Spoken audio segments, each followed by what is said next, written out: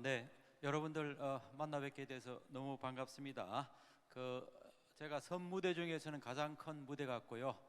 큰 무대일 뿐만 아니라 가장 중요한 무대입니다. 멀리 해외에서 이 자리까지 오신 그 해외 참석자 여러분들 진심으로 환영하고, 또 이 자리에 서게 해주신 하나님께도 감사하고, 또 4년마다 개최되는 이 큰 행사를 주최해 주신 한국 CBMC 여러분들한테도 정말 감사드립니다. 저는 그 직업 외교관이었고요.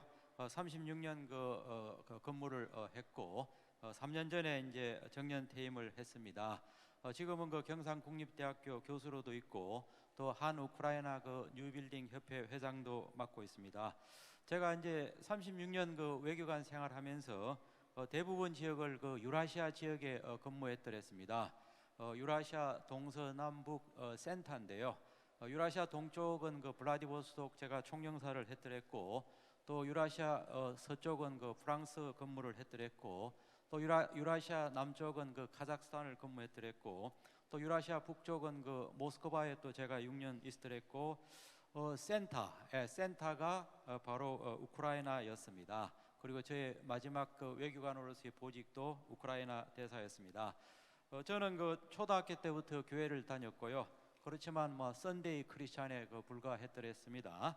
근데 진정한 하나님 영접은 1991년 우리 외교부 선교회에서 성경 공부를 하면서, 또 우리 대학생 선교단체에서 말씀 공부를 통해서 하나님 영접할 수 있는 전환점이 되었습니다. 무엇보다도 저를 이 자리까지 이끌게 해주신, 돌아가셨지만 저희 어머님의 40년간의 어떤 기도가 가장 크게 작용을 했다고 생각을 합니다. 여러분과 저도 이제 전문인 선교사인데요. 저도 이제 해외에 갈 때마다 저희 교회에서 이제 전문인 선교사로서 파송을 했습니다. 제가 이제 전문인 선교사로서 저는 외교관이니까 어떤 철학과 어떤 가치를 가져야 될 건가, 그런 고민을 하게 된 동기가 있었습니다. 2000년 겨울이었습니다. 모스크바에서 코스타 집회가 개최되었고요. 그때 이제 경북대 어떤 경제학 교수께서 이 성경적인 관점에서 경제를 설명하는 것을 보고, 저도 이제 성경적인 관점에서 외교가 무엇인지, 외교관이 어떻게 되어야 되는지, 또 성경적 관점에서 국제 정치가 어떻게 되어야 되는지, 그런 화두를 갖게 된 게 첫 번째고요. 두 번째는 제가 2007년 카자흐스탄에 근무하면서 찰스 콜슨의 그리스도인이 이제 어떻게 살 것인가라는 한 700페이지 되는 책을 굉장히 감명 깊게 읽었습니다. 이 책은 정치 분야, 경제 분야, 사회, 문화, 교육 모든 분야에서 이 성경적 세계관하고 비성경적 세계관하고 이제 비교를 해보고 충돌이 있다는 거, 그리고 결국은 성경적 세계관이 우위에 있다는 것을 굉장히 과학적으로 논리적으로 분석을 하면서 이 성경적 세계관이 정말 중요하다는 걸 눈을 뜨게 했고요. 이 세 번째는 대한민국의 어떤 국부인 이승만 대통령의 어떤 성경적 비전과 통찰에 대해서도 굉장히 감화를 받았습니다. 1903년 이승만 대통령께서는 당시 이제 한성 감옥에 있으면서 언제 될지도 모를 대한민국에 대해서 세 가지 비전을 설정하였습니다. 첫 번째는 아시아 최초의 기독교 국가를 만드는 것이고, 두 번째는 한국을 세계 선교 대국으로 만드는 것이고, 세 번째는 그렇게 하면은 한국이 미국과 영국과 같은 부강한 나라가 될 거다. 이제 120년이 지났지만 이승만 대통령의 세 가지 비전은 달성되었습니다. 이것도 저는 성경적 세계관이 옳다 하는 확신을 갖게 되는 계기가 되었고요. 동시에 이승만 대통령은 크고 작은 역사적인 사안에 대해서 반드시 이제 성경이라는 창문을 통해서 시대를 통찰하였습니다. 그리고 이제 끝으로 이 성경적 세계관에 대해서 더 확신을 갖게 된 것은 우크라이나 전쟁입니다. 우크라이나 전쟁이 1년 반 동안 진행되고 있습니다. 당초 3일이나 4일, 길어도 7일에서 10일이면은 러시아가 다 우크라이나를 점령할 걸로 생각했지만은 결과는 완전히 반대였습니다. 무엇이 이것을 좌우하는가? 이것도 성경적 세계관이라고 봅니다. 자유민주주의는 성경적 가치에 가장 부합되는 제도고, 또 권위주의는 반성경적 세계관을 대변하는 체제라고 봅니다. 지난 1년 반 동안 우크라이나에 열심히 지원을 하고 또 러시아 제재에 동참한 그 50개 나라가 있습니다. 놀라운 거는 이 50개 나라가 다 자유민주주의고 이 50개 나라가 다 선진국이었습니다. 또 놀라운 거는 자유민주주의 아닌 나라치고 선진국이 전 지구상에 하나도 없습니다. 이런 걸 통해서 성경적 세계관이 정말 옳다, 이런 확신을 많이 가지게 되었고요.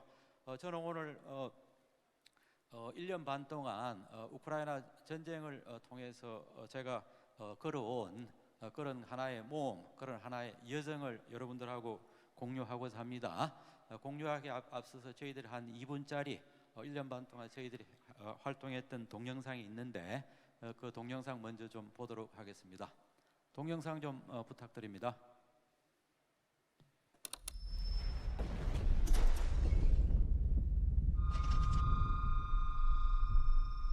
In response to the crisis in Ukraine, many in Korea were eager to find some way to help.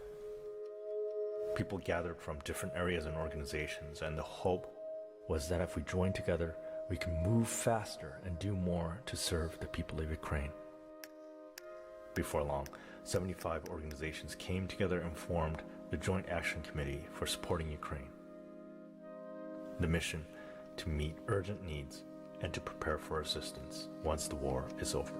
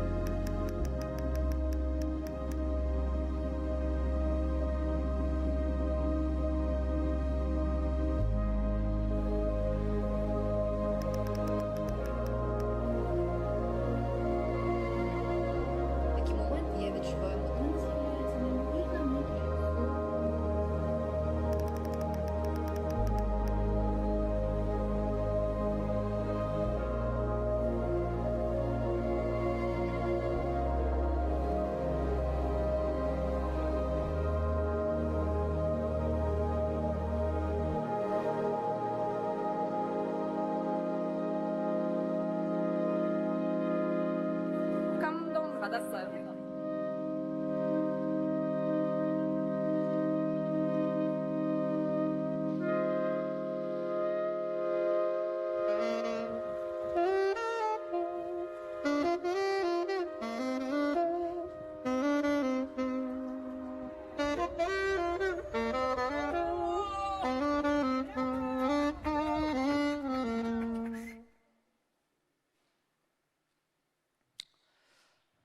예, 그 1년 반 동안 저한테 큰 결정적인 전환점이 된 몇 가지 사건들이 있습니다.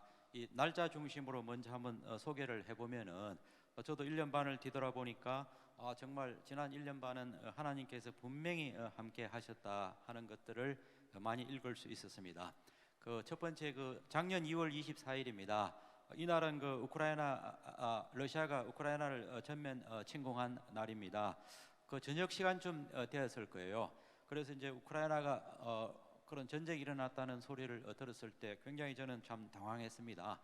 그동안 우크라이나 전쟁이 일어날 가능성은 있었지만 국지전 정도지 전면전이라고는 생각은 전혀 예상할 수 없었는데 저희 예상을 뛰어넘었습니다. 제가 이제 잠을 자고자 했지만 잠도 오지 않았고, 그래서 제가 할 수 있는 거는 저희 사랑의 교회 오정희 목사님한테 기도를 요청한다는 메시지를 보냈고, 또 목사님께서도 바로 화답을 했습니다. 3월 6일입니다. 사랑의 교회에서 이제 우크라이나를 위한 대규모 기도회가 개최됐고요. 정말 짧은 기간이지만 6천 명이 넘는 분들이 참석했고, 한국 교회의 대부분 지도자들이 다 참석을 했더랬습니다. 저는 이 자리에서 8분 30초간 메시지를 전했는데요. 이런 내용의 메시지였습니다. 우크라이나 전쟁은 하나님의 개입이 있고 하나님의 빅픽처가 있다. 그 당시만 해도 이미 이제 8개, 9개의 기적이 나타났더라고요. 푸틴 대통령이 정말 굉장히 스마트한 분이고 전략적인 분인데 이런 그 어리석은 판단을 하는 것도 정말 기적이라고 보고, 또 미국과 서방 세계가 빠른 시간 내에 단합해서 우크라이나를 갖다 전폭적으로 지지해 준 것도 기적이었고, 또 국제사회가 합심해 가지고 우크라이나를 도와줘야 된다는 그런 분위기가 조성된 것도 기적이었고, 뭐 여러 가지 기적들이 많습니다. 또 비슷한 시기에 한국의 대통령 선거가 진행되고 있었다는 것도 기적이었습니다. 그래서 저는 이 사건은 제2의 홍해의 기적이 되든지 아마겟돈이 서국이 될 수도 있다. 그리고 이 사건이 우리 주는 메시지가 세 가지 있다. 크리스찬한테는 그 대각성을 하는 계기가 되고, 그 다음에 난 크리스찬에게는 그 하나님이 신중의 신이요 역사의 주관자임을 알게 해주는 그런 메시지라고 본다. 그리고 푸틴과 같은 그 엔티 크리스찬에게는 하나님의 공의가 적용할 거다. 더 나아가서 성경적 가치에 부합하는 자유민주주의가 우크라이나에 뿌리를 내릴 뿐만 아니라 러시아, 중국, 북한, 또 유라시아 서쪽에 있는 이란 확산되는 자유민주주의 혁명이 될 걸로 확산된다. 이런 내용의 메시지였습니다.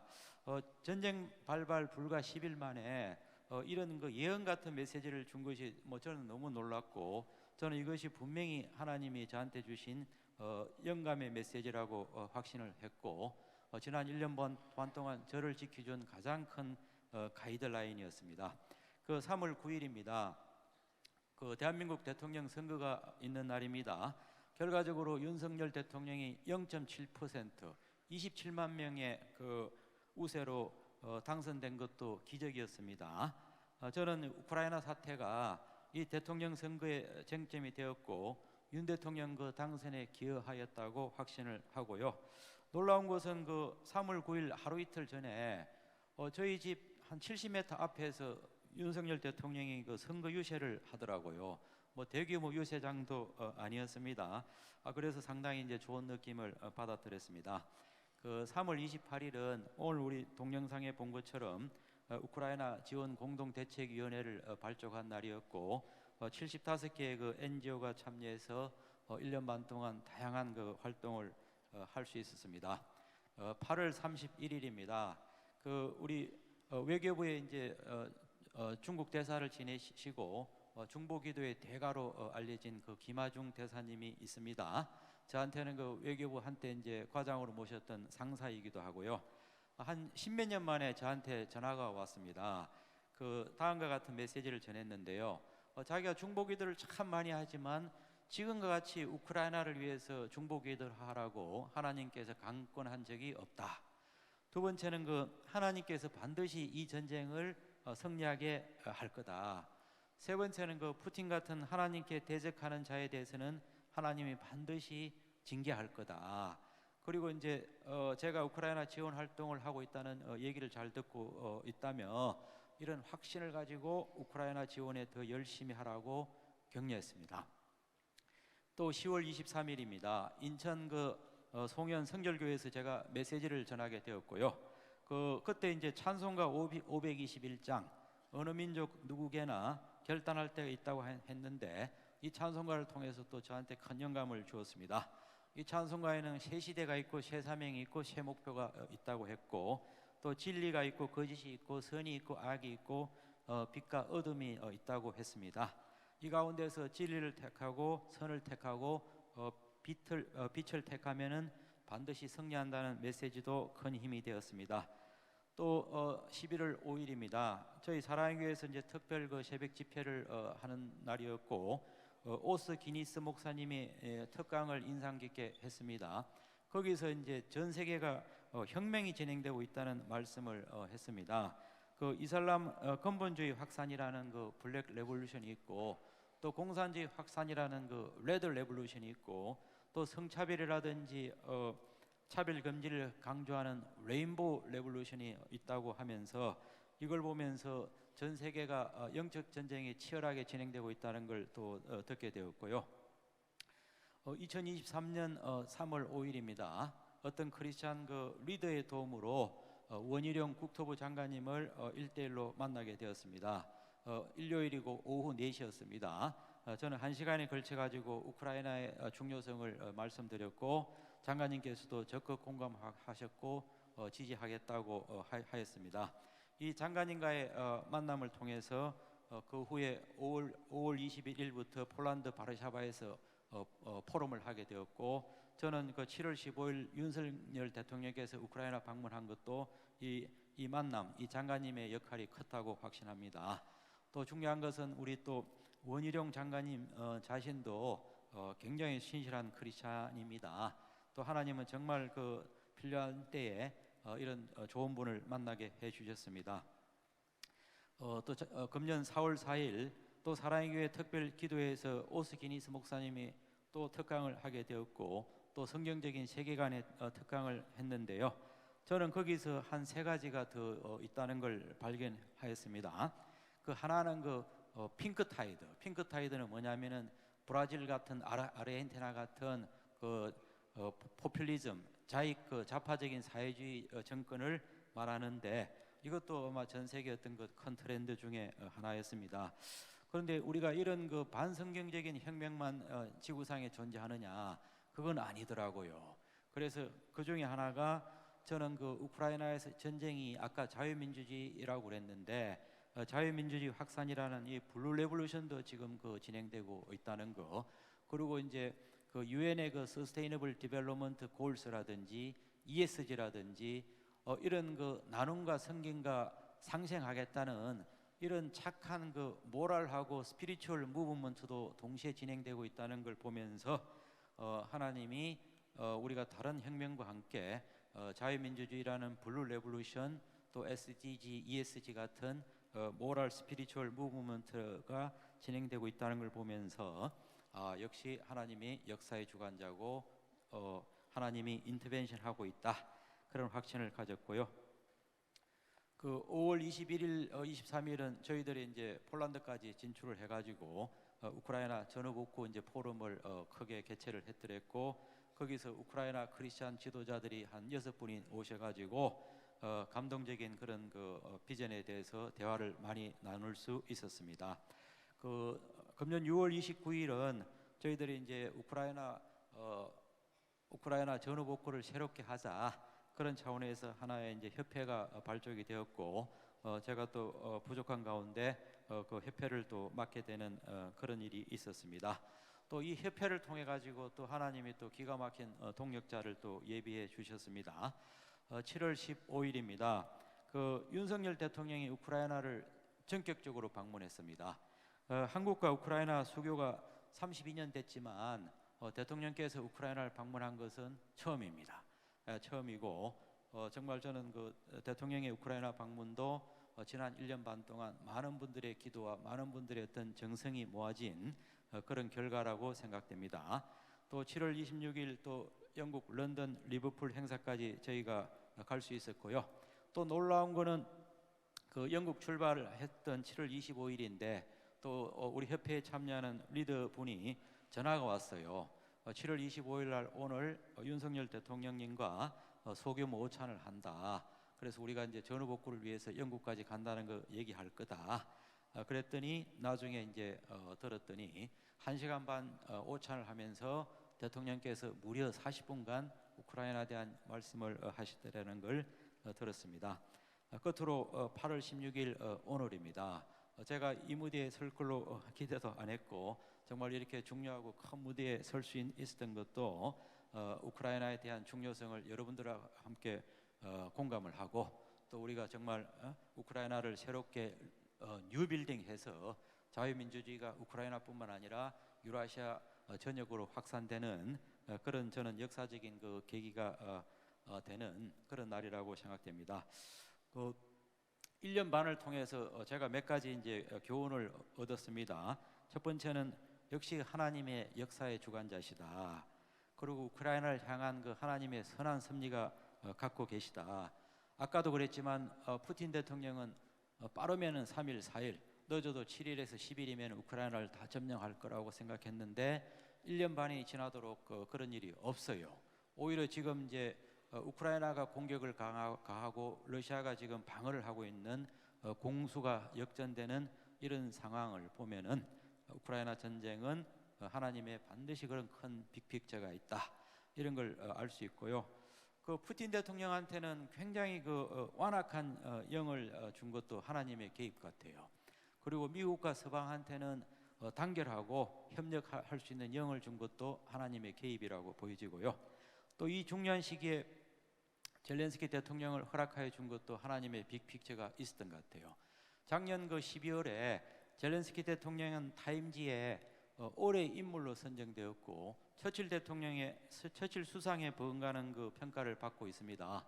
반면에 푸틴 대통령은 국제 형사사법재판소에 전범으로 기소되고 있는 이 대통령의 정말 극명한 차이도 하나님의 어떤 공의가 작용하고 있다.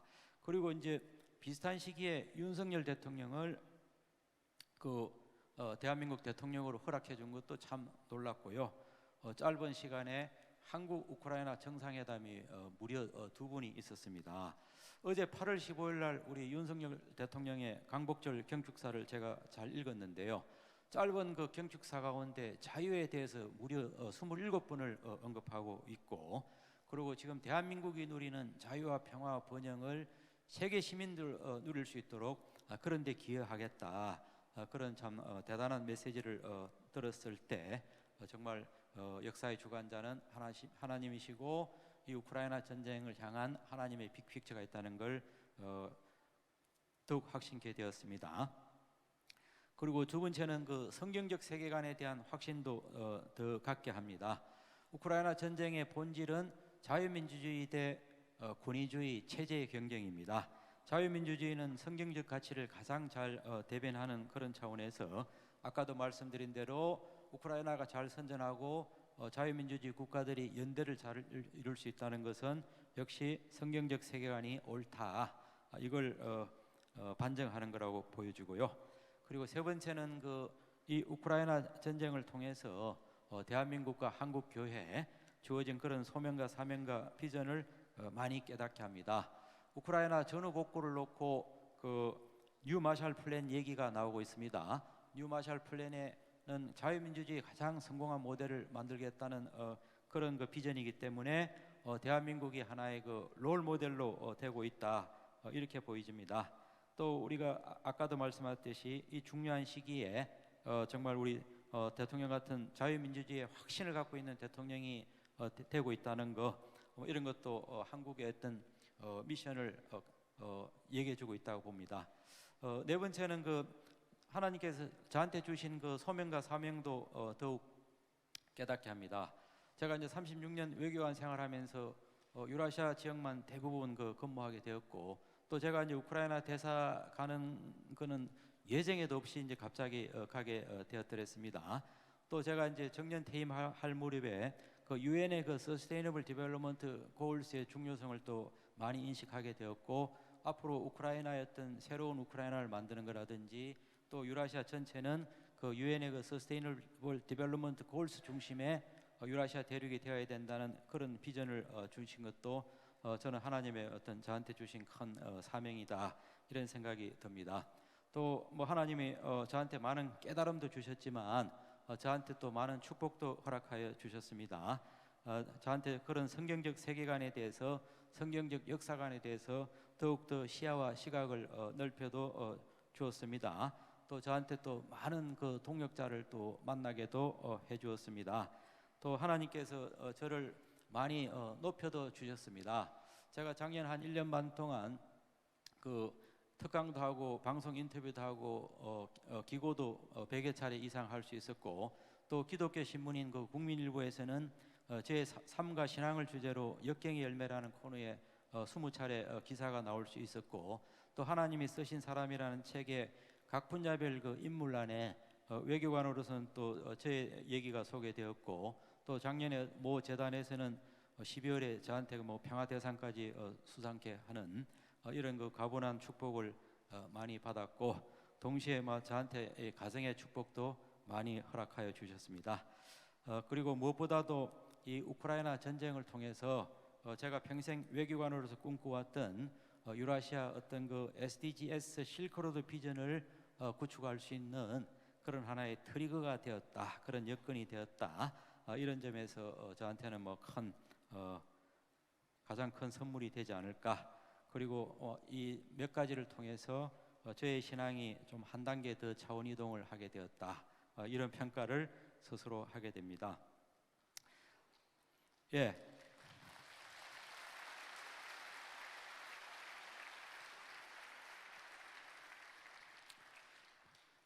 제가 오늘 PPT 자료한 거 너무 많은데요. 그런데 제가 순서가 특강이 아니고 간증이 돼서 가능하면 텍스트 위주로 진행을 하려고 합니다. 하여튼 이제 결단입니다. 그 우크라이나 전쟁 아직 끝나지 않았어요. 이게 정말 아까도 얘기한 대로 제2의 홍해의 기적이 될지 아마겟돈의 소국이 될지 아직은 알 수 없는 그런 단계입니다. 하나님은 그 한 영혼을 천하보다 귀하게 여긴다고 말씀하셨습니다. 그런 하나님이 오죽하면 이렇게 수십만 수백만의 희생까지 내가면서 이 우크라이나 전쟁이 일어나게 하였을까? 왜 이런 극단적인 극약 처방을 하나님이 하였을까? 이런 하나님이 왜 이런 일을 했는지 하나님의 뜻을 더 생각하게 되는데요. 저는 3월 6일 메시지 같이 분명히 하나님이 우리 각자한테 주는 그 세 가지 메시지, 그거는 경고라고 봅니다. 첫 번째는 크리스찬한테는 대각성하라는 거 경고고, 또 두 번째는 넌 크리스찬한테는 하나님이 역사의 주관자이고 하나님이 절대적인 하나님이라는 거, 그걸 알게 하는 거고, 또 넌 크리스찬에게는 하나님한테 대적하는 그 어떤 리더십, 체제, 이념, 가치, 국가도 하나님이 반드시 징계하는 그 공의의 하나님임을 알게 하는 것이다. 저는 이 메시지가 하나님이 우리 각자한테 전달한다, 이런 생각이 듭니다. 제가 1991년 성경 공부를 열심히 했을 때가 있어요. 잊을 수 없는 것은 소돔과 고모라에 대한 얘기였습니다. 정말 아브라함이 목숨을 건 빅딜을 하나님하고 해서 의인 10명만 있으면은 소돔과 고모라를 멸망치 않겠다는 약속을 받아냈는데, 비극적으로 의인 10명이 없어서 소돔과 고모라가 멸망을 한 것을 보게 되었습니다. 그 당시 소돔과 고모라 인구가 50만이라고 그래요. 그러면 의인 10명이 50만을, 의인 한 명이 5만 명을 감당할 수 있는 그 정도 의인 한 사람의 몸값이 있다, 이걸 깨달았습니다. 어쨌든 하나님이 역사를 주관하면서 악인한테 희망을 준 것이 아니라 소수의 의인한테 희망을 주지 않았나, 이런 차원에서 저와 여러분과 같은 크리스찬 한 사람 한 사람의 역할이 그만큼 중요하다. 자, 그러면 우리가 앞으로 이제 어떤 일을 해야 될 건가? 제가 이제 5월달에 폴란드에서 우크라이나 크리스찬 리더들과 만났는데 4가지 비전을 얘기하고 4가지 과제를 얘기하면서 큰 감동을 받았습니다. 자, 첫 번째는 우크라이나 전후복구에 우크라이나의 11,000개의 교회가 중심이 돼서 새로운 우크라이나를 만들겠다는 그런 포부였고요. 두 번째는 우크라이나가 기독교적으로 제2의 미국, 제2의 대한민국이 되어서 유럽의 어떤 재복음화에 기여하겠다는 얘기를 했고요. 세 번째는 중앙아시아 같은 모슬람 지역에 선교를 하겠다는 얘기를 했고요. 네 번째는 어쨌든 러시아가 이 전쟁을 통해서 이제 무지무지하게 약화될 겁니다. 그리고 그런 힘의 공백이 많이 생길 겁니다. 그리고 그 힘의 공백을 차지할 수 있는 것은 중국이나 모슬렘이라는 겁니다. 그래서 그런 러시아의 어떤 더 막기 위해서 우크라이나가 러시아에 선교할 수 있도록 그런 채비를 해야 된다. 이런 얘기를 들으면서 큰 감동을 받았습니다. 아까도 얘기했듯이 우크라이나 전쟁은 정말 영적 전쟁이고 우크라이나가 영적 전쟁의 가장 최전방에 와 있다. 그래서 우크라이나가 승리한다는 것은 우크라이나의 자유민주주의를 뿌리내리는 것뿐만 아니라 아까 말한 대로 이 자유민주주의 블루 레볼루션이 유라시아 전역으로 러시아, 중국, 북한, 또 서쪽으로는 이란, 이런 하나님께 도전하는 적대적인 반성경적 세계관, 체제, 가치, 이념을 무너뜨리는 그런 대단한 역사적인 의미가 있다고 봅니다. 그래서 정말 이 전쟁은 양보할 수 없는 전쟁이고 정말 크리스천이 중심이 돼서 반드시 승리해야 될 전쟁이다, 이렇게 보입니다. 그럼 어떻게 우리가 이 전쟁을 승리해야 됩니까? 저는 세 가지가 필요하다고 봅니다. 첫 번째는 대각성이고요. 두 번째는 그 대성찰이고요. 세 번째는 대결단입니다. 대각성 차원에서 우리가 be awake, 우리가 깨어 있어야 돼요. 제가 오늘 이 PPT 자료를 다 보여드릴 수는 없지만 아까 말한 대로 지금은 혁명과 무브먼트의 시대입니다. 블랙 레볼루션이 있어요. 레드 레볼루션이 있어요. 핑크 타이드 레볼루션이 있어요. 레인보우 레볼루션이 있어요. 예. 정말 이런 그 시대 상황을 알면은 우리가 깨어 있지 않을 수가 없습니다. 그리고 동시에 우크라이나 전쟁의 본질은 지정학적인 차원에서도 봐야 되지만 성경적인 차원에서는 이 성경적 세계관과 비성경적 세계관의 충돌이라는 그 본질을 우리가 놓치면 안 되겠다. 그래서 아까 말씀하신 대로 우크라이나가 이 전쟁에서 승리할 것 같으면은 자유민주주의가 확산돼요. 만약에 또 이 전쟁에서 우크라이나와 서방이 패배하면은 유엔의 가치가 무너집니다. 유엔의 질서가 무너집니다. 그러면 전 세계는 다시 한번 각자 도생이 되고 약육강식이 되고 전쟁과 무질서의 혼란으로 빠질 수 있다 이 말입니다. 그래서 우크라이나 전쟁을 반드시 승리할 수 있도록 이 전쟁의 본질을 깨달을 수 있도록 우리가 대각성을 해야 되고 깨어 있어야 된다. 자, 두 번째는 대성찰인데요. 대성찰을 위해서는 우리가 영적 무장이 참 필요한 것 같아요. 예, 저는 그 대한민국의 어떤 그 사례라든지 이스라엘의 사례라든지 영국과 미국의 사례라든지 모든 사례를 봐도요, 성경적 가치가 지배하는 나라는 반드시 성공했다, 반드시 형통했다. 또 개인을 봐도 성경적 가치에 뿌리 내리는 그런 개인과 가정과 공동체는 반드시 형통한 삶을 살았고 성공한 삶을 살았다. 제가 이 PPT 자료에 많이 있는데 오늘 시간 관계상 다 보여드릴 수 없고 결론만 얘기합니다. 자, 그 유럽에는 그 EU라는 그 공동체가 있습니다. 또 구소련 국가는 러시아를 중심으로 하는 CIS 국가라는 그 국가연합이 있습니다. 자, 우리가 폴란드, 루마니아, 헝가리 한때 공산국가였지만은 뒤늦게 이제 그 유럽의 EU에 가입한 나라들은 보니까 최소한 국민소득이 1인당 2만 불이에요. 그러나 우리가 이제 소련, 러시아 중심의 CIS 국가연합들 가입한 나라들의 1인당 GDP를 보면은 3,000불, 4,000불대예요. 예. 자, 이걸 보면은 왜 자유민주주의인지, 왜 우리가 권위주의는 하면 안 되는지 극명하게 나타난다. 그래서 우리가 이게 자유민주주의에 대한 여기에 대해서 명확한 가치와 확신을 더 가질 필요가 있고, 이 자유민주주의는 성경적 가치에 부합된다는 이런 성경적인 차원에서 볼 필요가 있다. 이것을 강조드리고 싶고요.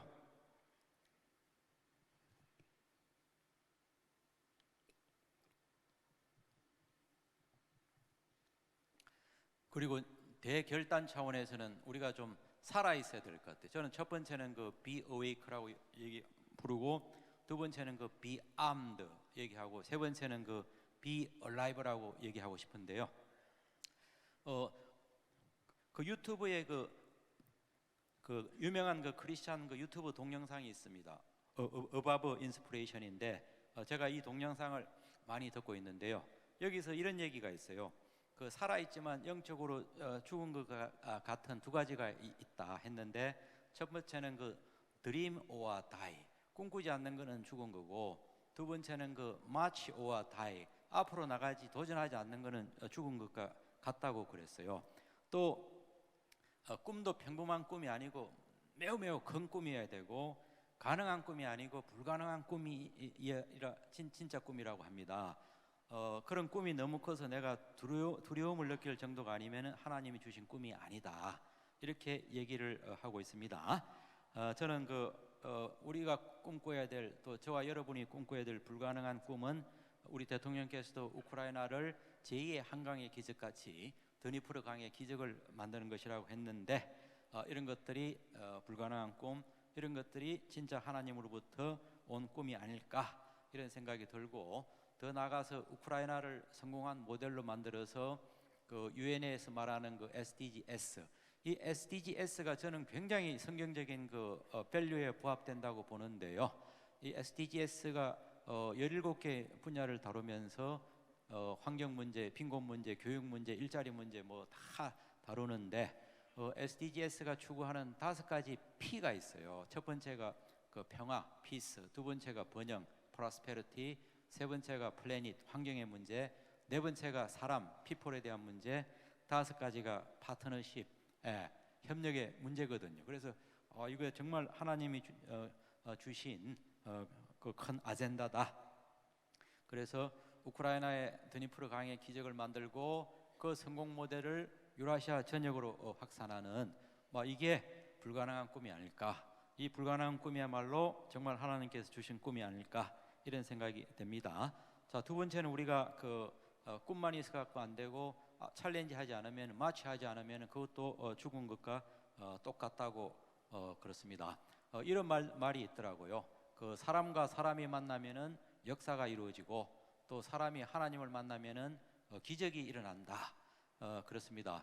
저와 여러분 간의 오늘 만남도 이 사람과 사람의 만남인 동시에 여러분들은 다 크리스천의 어떤 그 리더고 리틀 지저스고 그리스도의 대사이기 때문에 오늘 저와 여러분 간의 만남은 하나님과의 만남이기도 합니다. 그래서 정말 우리가 우크라이나를 위해서 또 여러분 대륙을 위해서 필요한 것은 역사와 기적이 아닐까 이런 생각이 듭니다. 정말 우리가 이런 꿈을 꿨을 때, 이런 꿈을 향해서 도전했을 때 어떤 일이 일어날까요? 저는 당장은 우크라이나가 자유민주주의 국가가 되고 정말 제2의 대한민국 아니면 제2의 대한민국을 넘어서는 그런 나라가 될 겁니다. 그리고 이제 그런 우크라이나의 자유민주주의 어떤 그 국가 발전 모델이 유라시아 전역으로 확산될 겁니다. 그리고 유라시아의 어떤 그 발전 모델이 5대양 6대조로 또 확산될 겁니다. 그렇게 되면은 이게 글로벌의 어떤 그 새로운 발전이 되고 새로운 문명 발전이 되고 새로운 그 역사 발전이 되고 끝으로는 이것이 천국의 실크로드가 되는 그런 그 어마어마한 일들이 일어날 걸로 본다. 그래서 저와 여러분들은 또 CBMC는 그 히스토리 메이커가 되고 밸류 SDGs 얘기하는 5가지 P라는 그 피스 그 밸류 메이커가 되고 또 하나님께서는 그런 미라클 워커가 되고 우리 모두는 그 호프 메이커가 되는 그런 이것이 저와 여러분이 공유해야 될 정체성이고 사명이지 않을까 싶습니다. 결론입니다.